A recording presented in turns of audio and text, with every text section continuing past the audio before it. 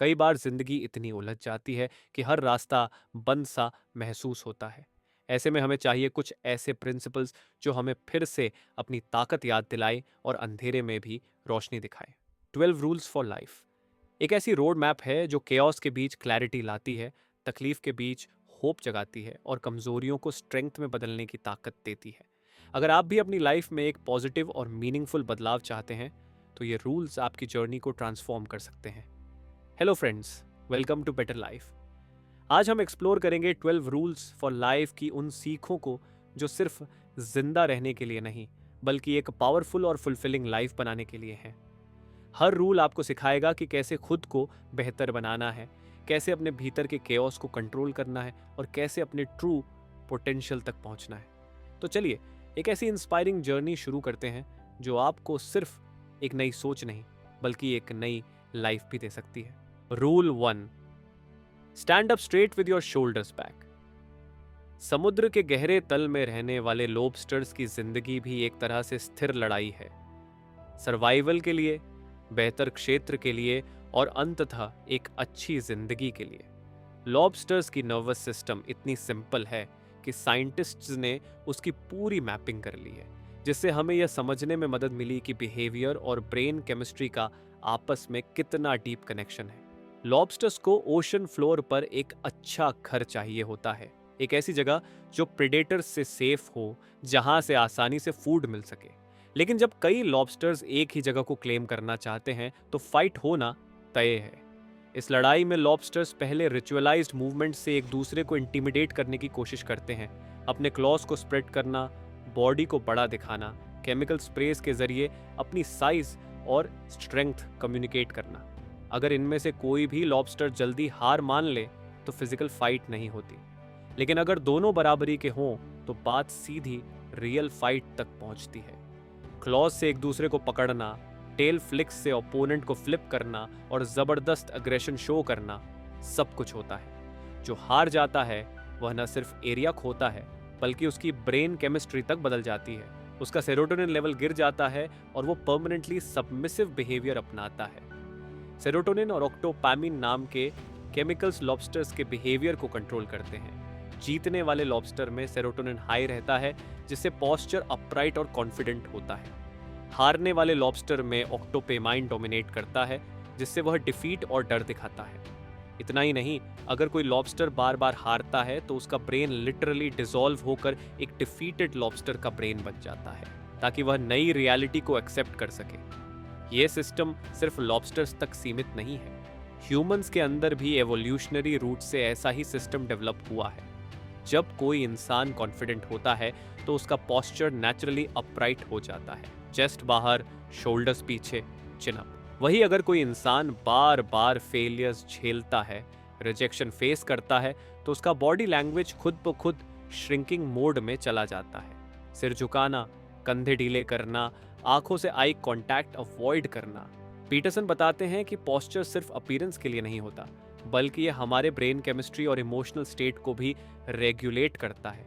जब आप ए pride posture में रहते हैं तो आपके अंदर खुद ब खुद कॉन्फिडेंस बिल्ड होता है। आपकी बॉडी सेरोटोनिन का सिक्रीशन बढ़ा देती है, जिससे आप और भी काल्म, स्ट्रॉन्ग और असर्टिव महसूस करते हैं। जब आप stand up straight with your shoulders back करते हैं तो आप न केवल दूसरों को सिग्नल देते हैं कि आप एक केपेबल और कॉन्फिडेंट इंसान हैं, बल्कि आप अपने अनकॉन्शियस माइंड को भी मैसेज देते हैं कि आप चैलेंज एक्सेप्ट करने के लिए तैयार हैं। इससे आपका मेंटल हेल्थ, सोशल लाइफ और इवन फ्यूचर अपॉर्चुनिटीज पर भी सीधा पॉजिटिव इम्पैक्ट पड़ता है। पीटरसन यहाँ लॉबस्टर के एग्जाम्पल से ये समझाते हैं कि चाहे वो ओशन का फ्लोर हो या हमारी मॉडर्न लाइफ, हर जगह डोमिनेंस हायरार्कीज एग्जिस्ट करती है।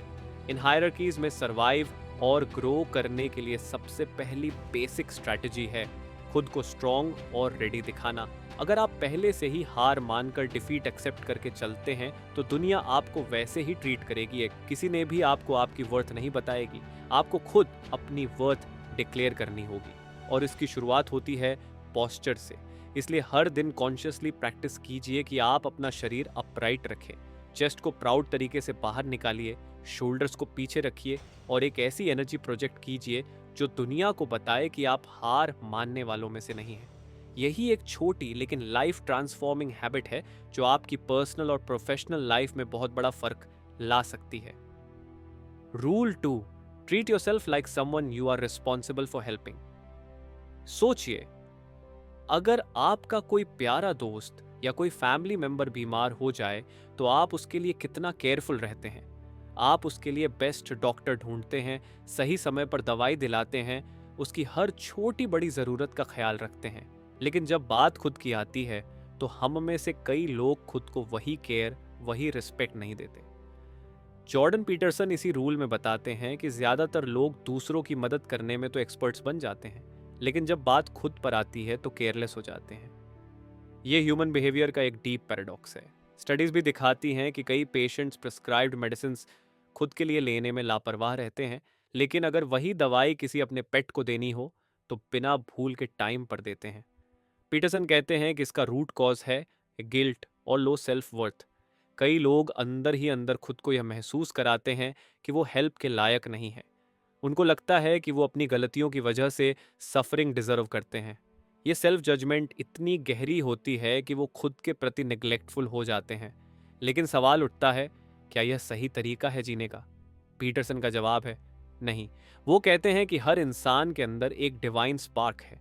हम सिर्फ अपनी कमियों से डिफाइन नहीं होते, हम पोटेंशियल से भी भरे हुए हैं। और जिस तरह आप किसी और वैल्यूएबल इंसान की केयर करते हैं, उसी तरह आपको खुद के साथ भी बिहेव करना चाहिए। जब आप किसी और को सपोर्ट करते हैं तो आप उनके हाईएस्ट पोटेंशियल को देखने की कोशिश करते हैं, न कि सिर्फ उनकी करंट प्रॉब्लम्स पर फोकस करते हैं। आप उन्हें इनकरेज करते हैं, उनको ग्रो करने का मौका देते हैं। यही एटीट्यूड आपको अपने लिए भी रखना चाहिए। पीटरसन यहाँ एक और गहरी बात करते हैं, जब आप खुद को जेन्युइनली वैल्यू करना शुरू करते हैं तो आप अपने लाइफ डिसीजंस में भी ज़्यादा वाइजली एक्ट करते हैं। आप वो चॉइसेस करना शुरू करते हैं जो आपके लॉन्ग टर्म बेनिफिट के लिए बेस्ट होती है, न कि सिर्फ टेम्पररी कंफर्ट के लिए। फॉर एग्जाम्पल, आप अनहेल्थी फूड अवॉइड करेंगे, रेगुलर एक्सरसाइज को सीरियसली लेंगे, टॉक्सिक रिलेशनशिप से डिस्टेंस बनाएंगे, क्योंकि अब आप जानबूझकर अपने बेस्ट फ्यूचर वर्जन की रिस्पॉन्सिबिलिटी ले रहे हैं। सेल्फ केयर का मतलब ये नहीं कि आप सिर्फ पैम्परिंग करें।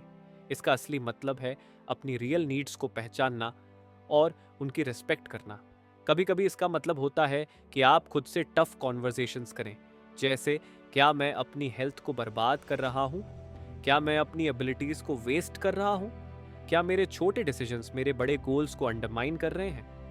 पीटरसन कहते हैं कि जब आप खुद को एक रियल पर्सन समझते हैं, जैसा कि आप किसी क्लोज फ्रेंड या फैमिली मेंबर को समझते हैं, तभी आप अपनी लाइफ को सीरियसली लेना शुरू करते हैं।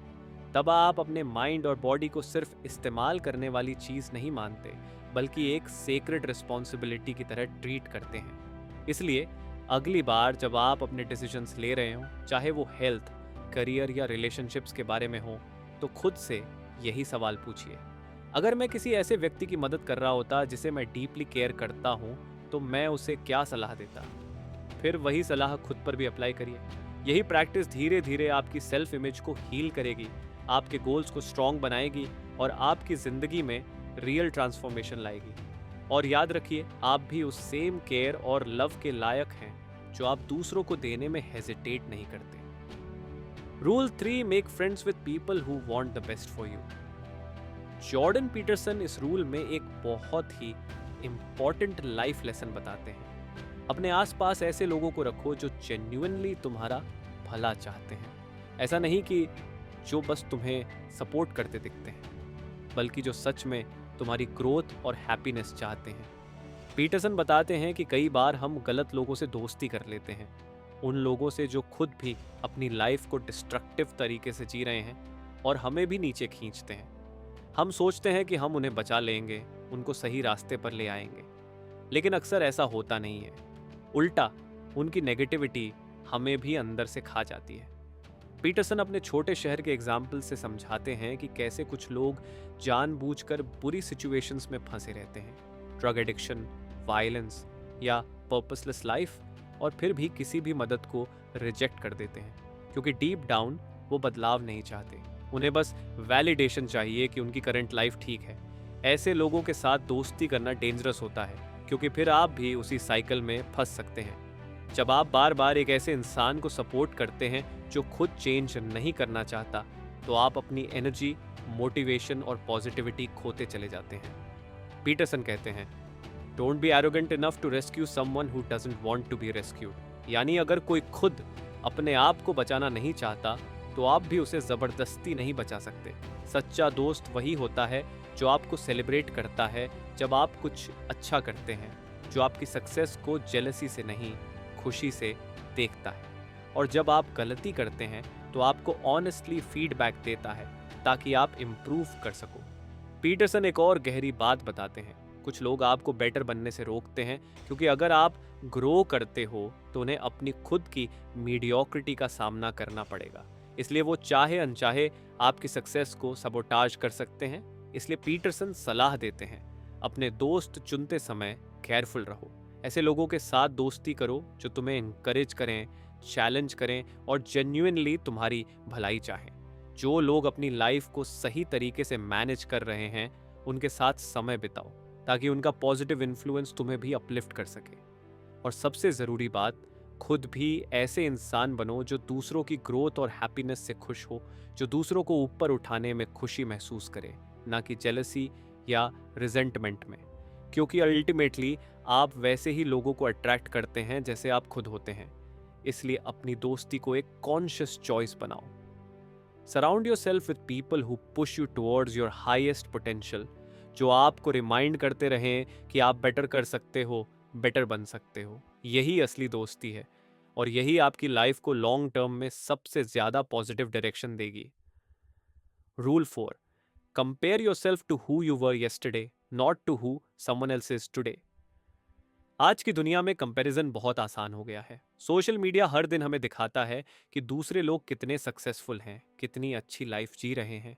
लेकिन असली सवाल ये है, क्या ये कंपैरिजन हमारे लिए जेन्युइनली हेल्पफुल है? जब हम खुद को दूसरों से कंपेयर करते हैं तो अक्सर हम खुद को छोटी नज़रों से देखने लगते हैं। हमें लगता है कि हम पीछे हैं, हम कमतर हैं। लेकिन हर इंसान की जर्नी अलग है। हर किसी का स्टार्टिंग पॉइंट, बैकग्राउंड और स्ट्रगल अलग है। इसलिए सही कंपैरिजन ये नहीं है कि दूसरा इंसान कहाँ पहुँचा है, बल्कि ये है कि मैं खुद कहाँ से कहाँ पहुँचा हूँ। आज का मेरा वर्जन कल के मेरे वर्जन से कितना बेटर है, यही असली ग्रोथ है। जब हम खुद की प्रोग्रेस को मेजर करते हैं तो हम ज़्यादा मोटिवेटेड और ग्राउंडेड रहते हैं। हम रिकॉग्नाइज कर पाते हैं कि हमने छोटे छोटे स्टेप्स में कितना कुछ इम्प्रूव किया है, और यही छोटी विक्ट्रीज धीरे धीरे बड़ी सक्सेस बनाती है। यहाँ एक प्रैक्टिकल तरीका दिया गया है। हर दिन खुद से एक सिंपल सवाल पूछो, आज मैंने क्या ऐसा किया जो मुझे कल से थोड़ा बेहतर बनाता है। चाहे वो एक नई स्किल हो, चाहे कोई अच्छी हैबिट हो, चाहे कोई गलतियों से सीखना हो, हर छोटा इंप्रूवमेंट मैटर करता है। दूसरों से कंपेयर करने का एक और प्रॉब्लम यह है कि हम अक्सर उनका हाईलाइट रील देखते हैं, उनके अचीवमेंट्स, उनकी हैप्पीनेस, लेकिन उनके स्ट्रगल्स और फेलियर्स हमें नज़र नहीं आते। हम उनकी बेस्ट मोमेंट्स को अपने वर्स्ट मोमेंट्स से कंपेयर करने लगते हैं, जो बिल्कुल अनफेयर होता है। इसलिए फोकस इस पर होना चाहिए कि खुद की ज़िंदगी कैसे थोड़ी थोड़ी बेहतर बनाई जाए। अगर कल आप वर्कआउट नहीं कर पाए थे तो आज थोड़ा टाइम निकालिए। अगर कल आप ज़्यादा इरिटेट हुए थे तो आज थोड़ा पेशेंस प्रैक्टिस करिए। अगर कल आप प्रोक्रेस्टिनेट कर रहे थे तो आज एक छोटा सा काम फिनिश करिए। इसी तरह लगातार सेल्फ इम्प्रूवमेंट से आप धीरे धीरे एक ऐसे व्यक्ति बन जाते हैं जिस पर आप खुद गर्व कर सकते हैं। और यही सबसे सेटिस्फाइंग जर्नी होती है, अपने आप को हर दिन थोड़ा और मजबूत बनाना। याद रखिए, कंपैरिजन करना अगर ज़रूरी भी हो तो बस खुद से करना है। दूसरे लोग इंस्पिरेशन हो सकते हैं, लेकिन कंपटीशन नहीं, असली टारगेट है अपने कल के वर्जन से बेटर आज बनना। यही माइंडसेट आपको जेलसी से बचाएगा, एंग्जाइटी कम करेगा और एक रियल सेंस ऑफ फुलफिलमेंट देगा। Rule 5, do not let your children do anything that makes you dislike them. Parenting एक रिस्पॉन्सिबिलिटी है जो सिर्फ बच्चों को पालने की नहीं, बल्कि उन्हें एक रिस्पॉन्सिबल और लाइकेबल ह्यूमन बीइंग बनाने की होती है। इस रूल में समझाया गया है कि अगर आप अपने बच्चों को उन हैबिट्स या बिहेवियर्स को डेवलप करने देंगे जो आपको खुद पसंद नहीं आते, तो धीरे धीरे आपके अंदर रिजेंटमेंट बिल्ड हो सकता है और बच्चे भी दुनिया में रिजेक्ट किए जा सकते हैं। बच्चे नेचुरली बॉर्न सेल्फिश होते हैं, उनका दुनिया के बारे में नॉलेज ज़ीरो होता है। उन्हें बाउंड्रीज, मैनर्स, रिस्पेक्ट और डिसिप्लिन सिखाना पेरेंट्स की रिस्पॉन्सिबिलिटी है। अगर उन्हें इन चीज़ों की ट्रेनिंग नहीं दी गई तो वे ऐसे बिहेवियर डेवलप कर सकते हैं जो दूसरों के लिए भी और खुद उनके लिए भी हार्मफुल होगा। जब पेरेंट्स अपने बच्चों की गलतियों को इग्नोर करते हैं तो उन्हें लगता है कि वो काइंडनेस दिखा रहे हैं, लेकिन असल में यह शॉर्ट टर्म पीस के लिए लॉन्ग टर्म पेन खरीदने जैसा है। डिसिप्लिन देने का मतलब हार्श होना नहीं है, बल्कि लविंग और फर्म बाउंड्रीज सेट करना है। बच्चे सेफ और सिक्योर महसूस करते हैं जब उन्हें पता होता है कि क्या एक्सेप्टेबल है और क्या नहीं। अगर कोई बच्चा लगातार सेल्फिश, एग्रेसिव या डिसरिस्पेक्टफुल बिहेवियर करता है और पेरेंट्स कुछ नहीं कहते, तो सोसाइटी उस बच्चे को रिजेक्ट कर देती है। स्कूल में टीचर्स, प्लेग्राउंड में दूसरे बच्चे, बड़े होकर एम्प्लॉयर्स, सब उसे अवॉइड करने लगते हैं और तब वह बच्चा एक डिफिकल्ट और लोनली लाइफ जीने के लिए मजबूर हो जाता है। इसलिए बहुत ज़रूरी है कि जब भी बच्चा कोई ऐसा काम करे जो नेचुरली दूसरों को इरिटेट कर सकता है, जैसे वाइनिंग, अननेसेसरी टैंट्रम्स, डिसरिस्पेक्ट, तो उसी वक्त जेंटली बट फर्मली इंटरवीन किया जाए। अर्ली करेक्शन फ्यूचर में बड़े कॉन्फ्लिक्ट से बचाता है। पेरेंटिंग में एक गोल्डन रूल है, मिनिमम नेसेसरी फोर्स का इस्तेमाल करो, यानी इतना स्ट्रिक्ट रहो जितना ज़रूरत है, लेकिन अननेसेसरी हार्शनेस से बचो। डिसिप्लिन का अल्टीमेट गोल पनिशमेंट नहीं है, बल्कि बच्चे को यह सिखाना है कि सोशल लाइफ कैसे वर्क करती है। बच्चों को बाउंड्रीज देना उन्हें स्ट्रॉन्गर बनाता है। जब बच्चे समझते हैं कि रियल वर्ल्ड में रूल्स होते हैं और उन रूल्स को रिस्पेक्ट करना ज़रूरी है, तो वे ज़्यादा कॉन्फिडेंट और सक्सेसफुल एडल्ट्स बनते हैं। एक और इम्पॉर्टेंट पॉइंट ये है कि पेरेंट्स को खुद भी ऑनेस्ट होना चाहिए। अगर बच्चे का कोई बिहेवियर जेन्युइनली अननोइंग है तो इसे नज़रअंदाज करने या टॉलरेट करने की जगह एक्शन लेना चाहिए, क्योंकि रिजेंटमेंट धीरे धीरे रिलेशनशिप को पॉइजन कर सकता है। पेरेंटिंग प्यार से करनी चाहिए, लेकिन उस प्यार का मतलब अनलिमिटेड परमिसिवनेस नहीं है। कंक्लूजन ये है कि अपने बच्चों की ऐसी हैबिट्स और बिहेवियर्स को अर्ली स्टेज पर करेक्ट करो जो आपको नेचुरली पसंद नहीं आते। ऐसा करने से आप अपने बच्चे को एक बेटर, स्ट्रॉन्गर और सोशली सक्सेसफुल इंसान बनने में मदद करोगे और अपने रिश्ते को भी रिस्पेक्ट और लव से भर पाओगे। Rule 6, set your house in perfect order before you criticise the world. जब लाइफ में पेन आता है, ट्रेजेडी, इनजस्टिस या पर्सनल फेलियर, तो अक्सर इंसान का पहला रिएक्शन होता है ब्लेम करना। हम सोचते हैं कि दुनिया गलत है, सोसाइटी अनफेयर है या भगवान ने हमारे साथ बुरा किया है। लेकिन असली विजडम ये है कि पहले खुद की लाइफ को देखो। क्या सब कुछ सच में परफेक्ट है? क्या मैंने अपनी रिस्पॉन्सिबिलिटीज पूरी तरह निभाई हैं? ये रूल बताता है कि बाहर की दुनिया में प्रॉब्लम देखने से पहले अपने घर, अपने मन और अपने एक्शंस को पूरी तरह सही करना चाहिए। कई बार लोग बड़ी बड़ी बातें करते हैं, सिस्टम को बदलने की, सोसाइटी को रिफॉर्म करने की, लेकिन खुद की पर्सनल लाइफ मेस में होती है। रिलेशनशिप्स टॉक्सिक होते हैं, फाइनेंशियल हैबिट्स इररिस्पॉन्सिबल होती हैं, हेल्थ खराब होती है, लेकिन फिर भी ब्लेम बाहर निकाला जाता है। इस रूल की गहराई ये है कि रियल रेवोल्यूशन हमेशा सेल्फ रेवोल्यूशन से शुरू होती है। अगर आप जेन्युइनली बिलीव करते हैं कि दुनिया में इनजस्टिस है, तो सबसे पहला स्टेप ये होना चाहिए कि आप खुद के अंदर जहां भी इनजस्टिस या नेग्लिजेंस है उसे ठीक करें। अगर आपका रूम गंदा पड़ा है, उसे साफ करो। अगर आपके डेली हैबिट्स डिस्ट्रक्टिव हैं, उन्हें इम्प्रूव करो। अगर आपके शब्द या एक्शंस दूसरों को हर्ट कर रहे हैं, तो उन्हें कॉन्शियसली बेटर करो। छोटी छोटी चीज़ों को फिक्स करना बड़े ट्रांसफॉर्मेशन की शुरुआत होती है। जब आप अपने आसपास की चीज़ों को ऑर्डर में लाते हो, तो आपकी परसेप्शन भी साफ होने लगती है। फिर आप दुनिया को ज़्यादा क्लियरली देख सकते हो और समझ सकते हो कि असली प्रॉब्लम कहाँ है। ये भी समझना ज़रूरी है कि केओस और सफरिंग लाइफ का हिस्सा है, लेकिन एक मैच्योर व्यक्ति केओस को और बड़ा नहीं करता।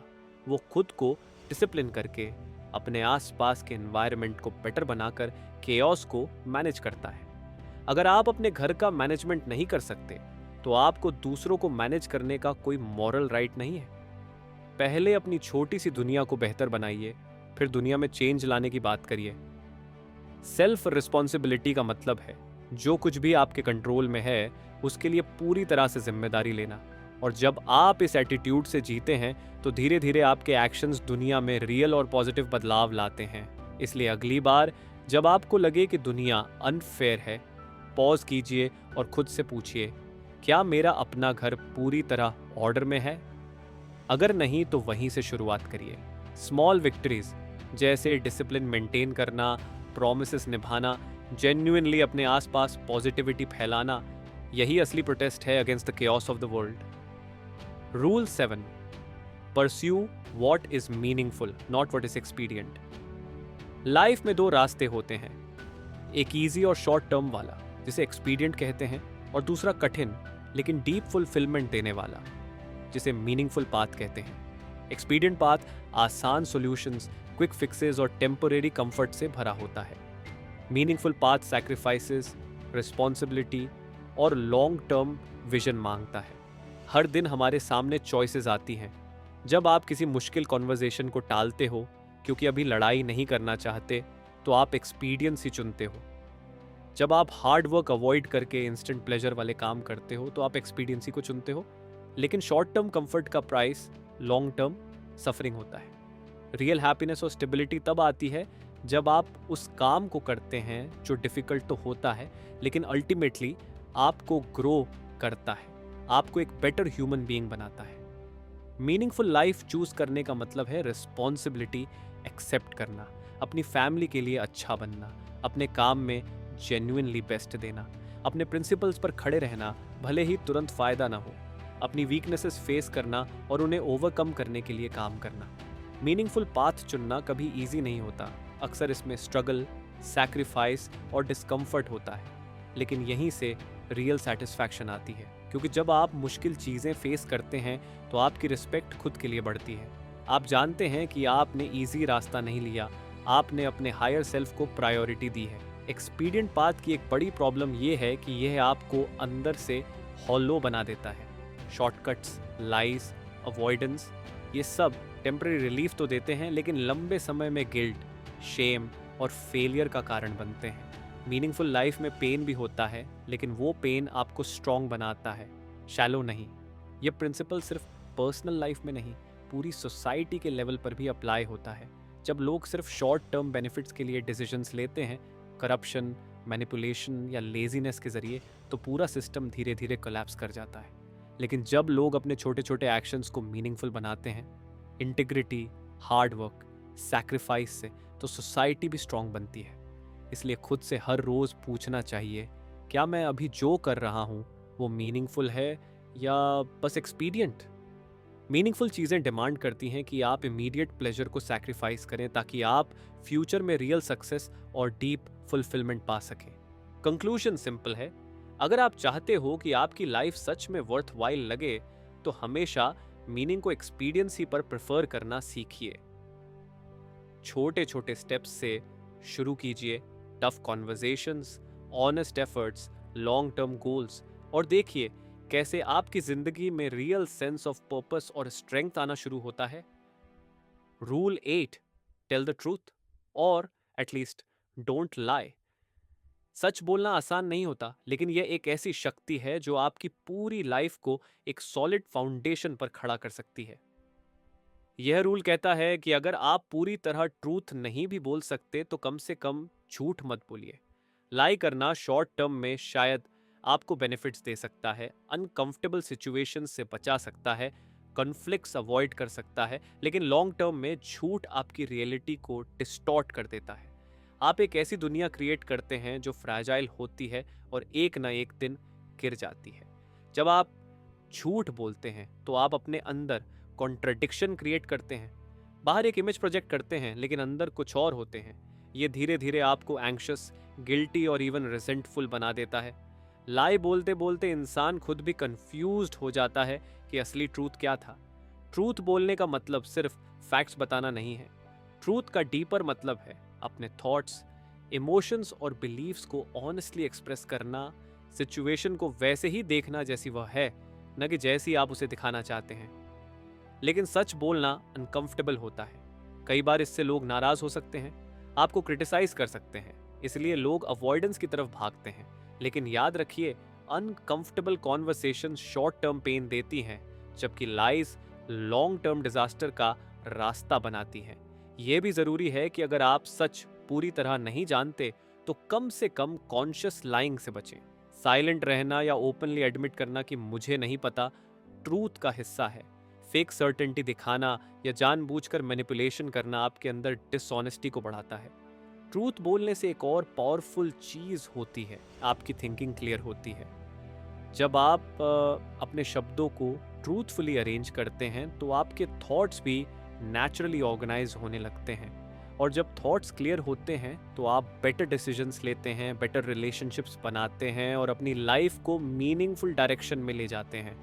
इसलिए प्रैक्टिकल अप्रोच ये होनी चाहिए, अगर आप किसी सिचुएशन को लेकर अनश्योर हैं तो स्पेक्युलेट मत करिए।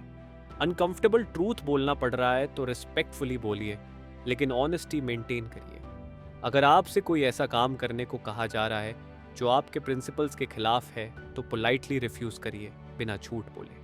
रिमेंबर, ट्रूथ हमेशा एक फाउंडेशन बनाता है जिस पर ट्रस्ट और रियल रिलेशनशिप्स टिकते हैं, जबकि झूठ टेम्परेरी शेल्टर देता है लेकिन इवेंचुअली कोलैप्स करता है। तो चाहे सिचुएशन कितनी भी टफ क्यों ना हो, खुद से कमिटमेंट रखिए, मैं ट्रूथ को जितना हो सके अपहोल्ड करूंगा और कम से कम कॉन्शियसली झूठ नहीं बोलूंगा।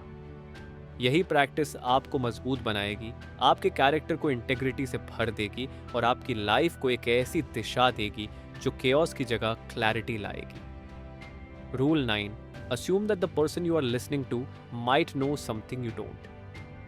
अक्सर जब हम किसी से बात करते हैं तो असली मकसद होता है खुद को स्मार्ट दिखाना या अपनी बात मनवाना, लेकिन रियल कम्युनिकेशन तब शुरू होती है जब हम जेन्युइनली दूसरे इंसान को सुनते हैं, इस एटीट्यूड के साथ कि शायद वो कुछ ऐसा जानता हो जो हम नहीं जानते।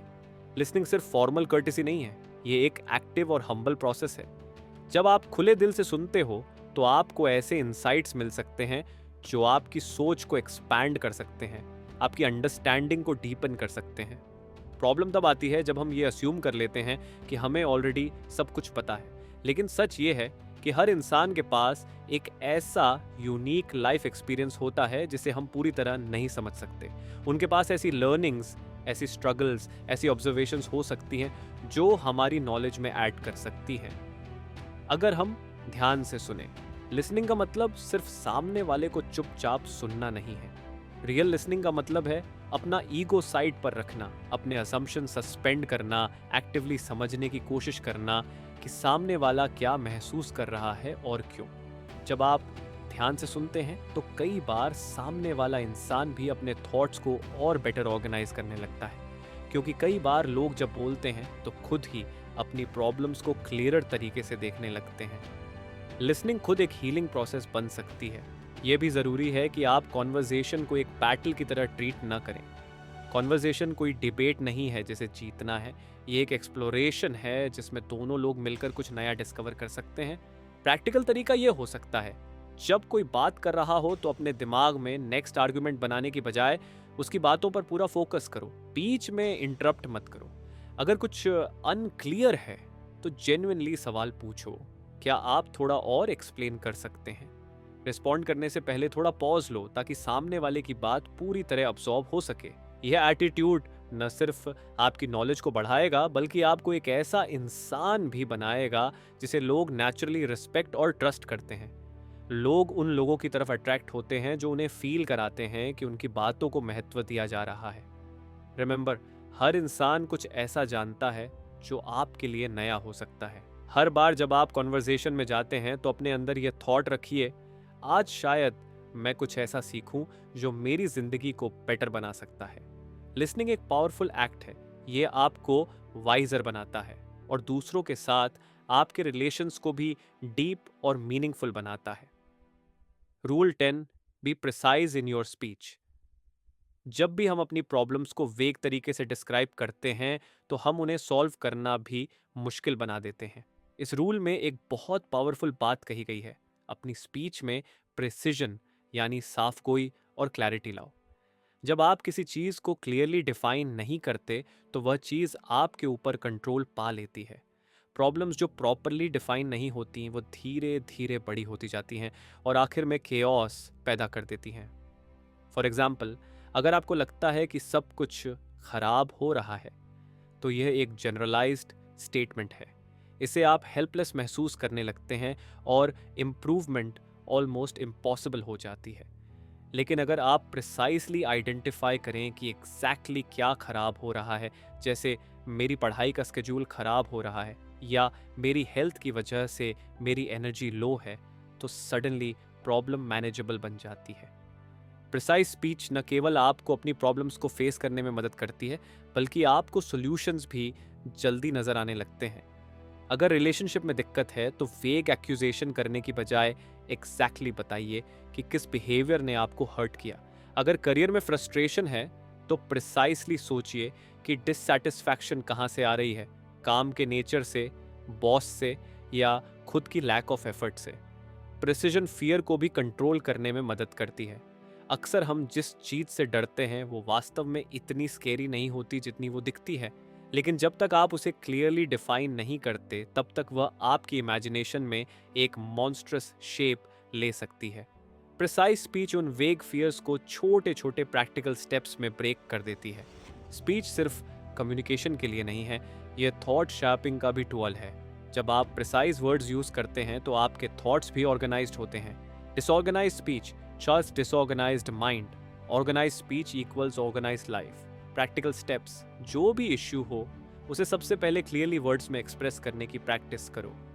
फीलिंग्स को भी वेग शब्दों में मत छिपाओ, जैसे मैं बस खराब महसूस कर रहा हूँ की जगह कहो मैं एंग्शियस हूँ क्योंकि मेरी डेडलाइन पास आ रही है। छोटी छोटी इंप्रूवमेंट्स के लिए भी स्पेसिफिक गोल सेट करो, जैसे मैं बस अच्छा बनना चाहता हूँ की जगह कहो मैं अगले 2 हफ्तों में रोज 30 मिनट रीडिंग प्रैक्टिस करूंगा। याद रखो, क्लैरिटी एक्शन को जन्म देती है। जब आप अनक्लियर होते हो तो आप पावरलेस महसूस करते हो, लेकिन जब आप क्लियरली बोलते हो, क्लियरली सोचते हो तो आप खुद को एम्पावर्ड महसूस करते हो। इसलिए हर बात को सही तरीके से बोलने की आदत डालो, चाहे अपनी डिजायर्स हों, फियर्स हों या कंप्लेंट्स हों। उन्हें प्रिसाइज और रिस्पेक्टफुल तरीके से आर्टिकुलेट करो।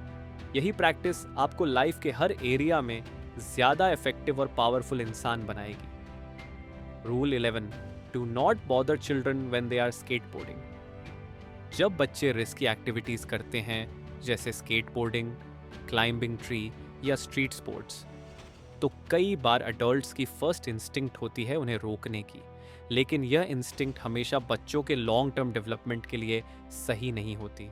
इस रूल का मेन मैसेज है कि बच्चों को चैलेंजेस और रिस्क्स फेस करने दीजिए, क्योंकि यही प्रोसेस उन्हें स्ट्रॉन्ग, कॉन्फिडेंट और इंडिपेंडेंट बनाता है। रिस्क से बचने की कोशिश सेफ लगती है, लेकिन कंप्लीट सेफ्टी इल्यूजन है। अगर बच्चों को हर मुश्किल से बचाने की कोशिश की जाएगी तो वे कभी करेज डेवलप नहीं कर पाएंगे। करेज सिर्फ तब आता है जब आप डर को फेस करते हो, अनकंफर्टेबल सिचुएशंस में खुद को प्रूव करते हो। जब बच्चे स्केटबोर्ड करते हैं, गिरते हैं, चोट खाते हैं और फिर भी उठकर वापस ट्राई करते हैं, तो वे सिर्फ फिजिकल स्किल नहीं सीखते, वे रेजिलियंस, करेज और परसिवियरेंस भी डेवलप करते हैं। ये वही क्वालिटीज़ हैं जो आगे चलकर उन्हें रियल लाइफ में बड़े चैलेंजेस फेस करने में मदद करेंगी, चाहे वो करियर हो, रिलेशनशिप्स हो या फेलियर्स हो। प्रॉब्लम ये होती है कि कई एडल्ट्स एक्सट्रीम ओवर प्रोटेक्शन का माइंडसेट डेवलप कर लेते हैं। वे सोचते हैं कि अगर बच्चों को किसी भी डिस्कम्फर्ट से बचा लिया जाए तो उन्हें बेटर लाइफ मिलेगी, लेकिन असल में ओवर प्रोटेक्शन बच्चों को एंग्शियस, वीक और डिपेंडेंट बना देती है। जो बच्चे कभी रिस्क फेस नहीं करते वे कभी रियल कॉन्फिडेंस डेवलप नहीं कर पाते। इम्पॉर्टेंट पॉइंट ये भी है कि बच्चों के अंदर नेचुरल हायरार्की बिल्ड होती है रिस्की एक्टिविटीज से। जब बच्चे फिजिकल चैलेंजेस को जीतते हैं, जैसे हाई जंप, डिफिकल्ट ट्रिक्स या रिस्की गेम्स, तो उनके पीयर्स के बीच उनकी रेस्पेक्ट बढ़ती है। ये सोशल डेवलपमेंट का भी एक इम्पॉर्टेंट पार्ट है। कॉम्पिटेंस और ब्रेवरी नेचुरली रिस्पेक्ट अट्रैक्ट करते हैं। ये रिस्पेक्ट फिर बच्चों के अंदर सेल्फ वर्थ डेवलप करती है। इसलिए जब आप देखते हो कि कोई बच्चा कुछ चैलेंजिंग कर रहा है और वो सिर्फ अननेसेसरीली डिस्ट्रक्टिव नहीं है, तो उसे अननेसेसरीली डिस्टर्ब मत करिए। अलाउ करिए कि वह अपनी लिमिट्स एक्सप्लोर करे, अपना करेज बिल्ड करे। ऑफ कोर्स कुछ रिस्क्स जेन्युइन डेंजर्स होते हैं, जैसे हाईवेज पर स्केटबोर्डिंग, जहां अडल्ट इंटरवेंशन जरूरी है, लेकिन छोटी मोटी चैलेंजेस और फॉल्स बच्चों के लिए वैल्यूएबल लेसन्स होते हैं। प्रैक्टिकल माइंडसेट अडॉप्ट करना चाहिए। मॉनिटर करिए, लेकिन माइक्रो मैनेज मत करिए। सेफ्टी के नाम पर बच्चों के करेज को किल मत करिए। एनकरेज करिए कि बच्चे अपने फियर्स को फेस करें और अपने स्किल्स को ग्रो करें। याद रखिए, स्ट्रेंथ कंफर्ट से नहीं आती, स्ट्रेंथ डिस्कंफर्ट से आती है। अगर आप चाहते हैं कि आपके बच्चे फ्यूचर में स्ट्रॉन्ग, कॉन्फिडेंट और कैपेबल बने, तो उन्हें आज छोटे छोटे कंट्रोल्ड रिस्क्स लेने दीजिए। Let them skateboard, fall, get up and try again. यही रियल ग्रोथ का तरीका है। Rule 12, beat a cat when you encounter one on the street. Jordan Peterson इस चैप्टर की शुरुआत अपने बेटी के संघर्ष से करते हैं, जो जुवेनाइल रूमेटॉइड आर्थराइटिस से पीड़ित थी। ये बीमारी न सिर्फ पेनफुल थी, बल्कि अनप्रिडिक्टेबल भी थी। कभी भी अचानक फ्लेयर अप हो जाता, जिससे उसकी बोन्स डिफॉर्म होने लगती और उसे सर्जरीज से गुजरना पड़ता। इसी रियल लाइफ स्ट्रगल के जरिए ऑथर हमें ये समझाने की कोशिश करते हैं कि जब लाइफ अनसर्टेन और पेनफुल हो, तब उसे कैसे फेस किया जाए। पीटरसन बताते हैं कि दुनिया में सफरिंग अनअवॉइडेबल है, केओस कभी भी हमारी लाइफ में एंटर कर सकता है। ऐसे समय में लोगों को चाहिए कि वे छोटी छोटी खुशियों को नोटिस करें, अप्रिशिएट करें। जैसे कि किसी स्ट्रीट पर अचानक एक कैट दिख जाए और वो अलाउ करे कि आप उसे प्यार से टच करें, तो उस मोमेंट को चेरिश करना चाहिए। ये छोटे मोमेंट्स ही हमें अनबेरेबल पेन के बीच में थोड़ी राहत देते हैं। वो ये भी कहते हैं कि जब लाइफ अनबेरेबल हो जाए, जब आप कंट्रोल खो चुके हों और किसी लव्ड वन की इलनेस या ट्रेजेडी से जूझ रहे हों, तब फ्यूचर की ग्रैंड प्लानिंग छोड़कर मोमेंट टू मोमेंट लिविंग अपनानी चाहिए। किसी भी दिन का सामना एक सेकंड, एक ब्रेथ, एक जेस्चर, एक मोमेंट के साथ करो। यह अप्रोच चाहे टेम्परेरीली ही सही, लेकिन इंसान को टूटने से बचा सकती है। पीटरसन कहते हैं कि जब लोग किसी अनबेरेबल लॉस या ट्रॉमा से गुजरते हैं, जैसे कि उनका खुद का डिप्रेशन या किसी लव्ड वन की सफरिंग, तो कई बार वे नाइहिलिज्म की तरफ झुक जाते हैं। यानी वो मानने लगते हैं कि लाइफ मीनिंगलेस है। लेकिन ये एटीट्यूड ना तो हेल्पफुल है, ना ही सच्चा। सफरिंग के बीच में भी मीनिंग ढूंढा जा सकता है। अगर इंसान ध्यान दे कि वो कैसे रिस्पॉन्ड कर रहा है, क्या वो इस सफरिंग के बावजूद दूसरों की मदद कर रहा है, क्या वो अपने बच्चों के लिए एग्जाम्पल बन रहा है, क्या वो स्मॉल ब्यूटीज को नोटिस कर पा रहा है। ऑथर ये भी कहते हैं कि सफरिंग को डिनाई करना या इग्नोर करना सॉल्यूशन नहीं है। इंस्टेड उसे एक्सेप्ट करके उसके साथ जीना सीखना जरूरी है।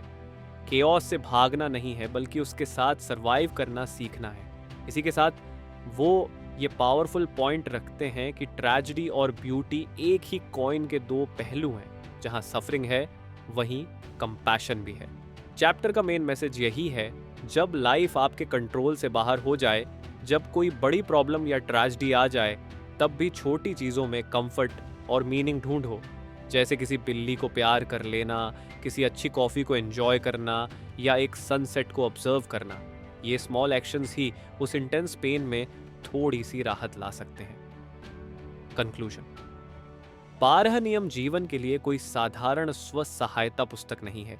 ये एक गहरी मनोवैज्ञानिक और दार्शनिक गाइड है, जो जीवन की जटिलता, पीड़ा और कोशिश को सीधे सामना करने की बात करती है। जॉर्डन पीटरसन हमें बार बार याद दिलाते हैं कि लाइफ कभी इजी नहीं होगी, लेकिन मीनिंगफुल ज़रूर हो सकती है, अगर हम पर्सनल रिस्पॉन्सिबिलिटी लें, ट्रूथ को एम्ब्रेस करें और अपने एक्शंस को डिसिप्लिन करें। हर रूल हमें यह सिखाता है कि हम किस तरह अपनी डेली लाइफ में छोटे डिसीजंस के जरिए लॉन्ग टर्म स्ट्रेंथ डेवलप कर सकते हैं। चाहे वो पोस्चर करेक्ट करना हो, अनकंफर्टेबल ट्रूथ बोलना हो या एक हेल्पलेस मोमेंट में भी होप ढूंढना हो, हर रूल एक टूल है जो हमें बेटर ह्यूमन बनने में हेल्प करता है। इस पूरी जर्नी का एसेंस एक ही है, केओस को फेस करो। उसे कंट्रोल नहीं कर सकते तो कम से कम उसके बीच सरवाइव करना सीखो, और जहाँ कंट्रोल पॉसिबल हो, वहाँ डिसिप्लिन, ऑनेस्टी और करेज के साथ एक्ट करो। अगर आप भी अपने लाइफ में क्लैरिटी, स्ट्रेंथ और मीनिंग ढूंढना चाहते हैं, तो इस बुक को सिर्फ सुनो मत, इसमें दिए गए प्रिंसिपल्स को प्रैक्टिस करो। तो दोस्तों, ये थी इस किताब की समरी, और इसके मुख्य सबक। आप कमेंट बॉक्स में बताएं कि बुक की किस बात ने आपको सबसे ज्यादा प्रभावित किया। अगर आप इस किताब को खरीदना चाहते हैं तो लिंक डिस्क्रिप्शन में है। Thank you. Have a better life.